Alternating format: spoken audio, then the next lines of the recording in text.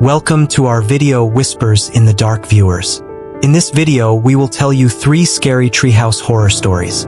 Our stories are The Screaming Tree, The Watcher in the Leaves, and The Ritual of the Red Moon. You may feel scared while listening to these stories.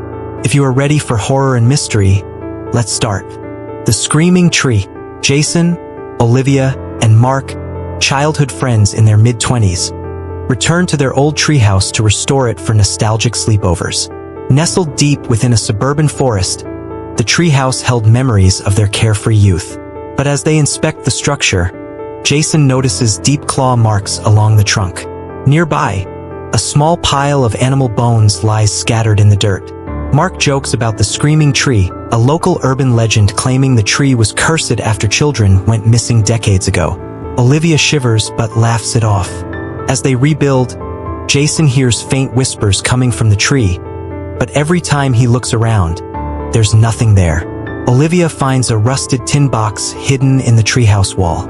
Inside are scraps of paper with crude drawings. Children playing, then crying, then surrounded by shadowy figures. "These are creepy," she mutters. Jason shrugs it off, but the unease lingers. The first night in the treehouse begins innocently. They laugh, share old stories, and sip whiskey from a flask. But as the night deepens, a sickly sweet smell of decay fills the air.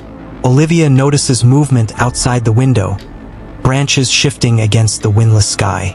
Jason peers through but sees only darkness. Suddenly, the treehouse jolts, shaking violently. Mark grabs a flashlight and opens the hatch to check the rope ladder. Without warning, he's yanked out by an unseen force. His scream is guttural and abruptly cut off. Jason and Olivia try to climb down, but the ladder is gone. They are trapped. The whispers return, louder and more distinct. "Stay with us, forever." The walls of the treehouse begin to ooze a dark, viscous liquid. Olivia, panicking, discovers another compartment in the floorboards.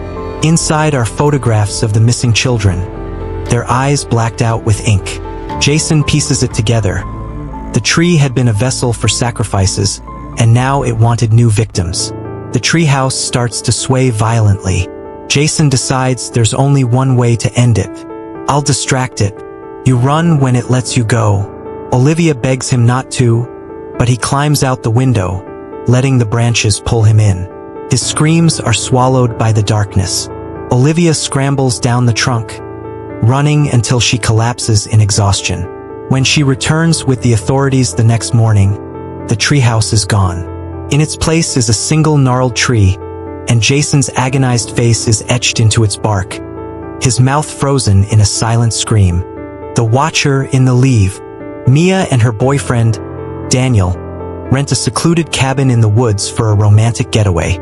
The property is charming but unsettling, with an old, abandoned treehouse in the backyard. Its wooden frame creaks with every gust of wind, and the ladder looks dangerously unstable. The first evening, Daniel climbs into the treehouse despite Mia's protests. "It's just a treehouse," he laughs, pulling himself up. Inside, he finds a dusty diary tucked beneath a loose plank. The entries belong to a child named Emily, who describes her friendship with someone, or something, she calls the Watcher. The diary shifts from innocent entries to ominous ones, hinting that the Watcher demanded offerings of small animals. The last pages are smeared with something brown, the final sentence barely legible. The Watcher always gets what it wants. That night, Daniel becomes distant, sitting by the window and staring at the treehouse. "Emily wasn't crazy," he says. "The Watcher is real." Mia laughs it off as a joke, but unease creeps in. She wakes in the middle of the night to find Daniel gone. Panicked, she looks outside and sees him sitting in the treehouse, talking to the shadows. When she confronts him, he snaps, "It's not safe here. It wants you." Mia drags him back to the cabin, but he remains fixated on the treehouse, mumbling about offerings. The following night, the scratching begins. Long, deliberate marks gouge the cabin walls. Shadows move in the corners of the room, and glowing eyes peer through the windows. The Watcher is no longer confined to the treehouse. Daniel insists they appease it. It needs someone, he whispers, his voice eerily calm. If we don't, it will come for us both. Mia refuses, horrified, but Daniel locks her in the treehouse as an offering. Trapped, Mia hears the leaves rustle and feels a presence climbing through the hatch. A low, guttural growl surrounds her as the branches seem to close in. She smashes through the weakened floorboards and falls to the ground, running for the car. But Daniel is waiting in the driveway, his eyes glowing with an otherworldly light. The locals later find the cabin abandoned, and the treehouse now gleams as if newly built. Inside, a single photograph of Mia hangs, her eyes lifeless and her mouth twisted in a forced smile. The ritual of the red moon. Liz, Tom, and Rachel, 3 college friends, visit a remote village known for its eerie legends. Behind the cabin they rent stands an ancient treehouse, seemingly untouched for years. The villagers warn them not to enter the treehouse during a red moon, but the friends laugh it off. It's just superstition, Tom says, climbing the rickety ladder. Inside, they find strange carvings in the walls, symbols they can't decipher. Rachel finds a book detailing rituals to appease a forest spirit. It demands blood on the red moon, the text warns, listing sacrifices made throughout history. They dismiss it as folklore and decide to party in the treehouse that night. As the red moon rises, the air grows unnaturally still. The treehouse seems to groan and shift, its planks creaking like a living creature. Liz notices her flashlight beam bending unnaturally, the light drawn toward the center of the floor.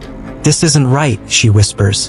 Tom cuts his hand on a broken bottle, and the blood pools unnaturally, forming a glowing sigil in the wood. The treehouse shakes violently. A deep voice resonates through the air. You have awakened me. Branches burst through the walls, wrapping around Rachel and pulling her into the shadows. Her screams echo, but when she reappears, her eyes are hollow, and her mouth is stitched shut. The debt must be paid, she whispers in a voice not her own. Panicked, Liz and Tom try to escape, but every time they jump, they find themselves back inside. The treehouse seems to be swallowing them whole.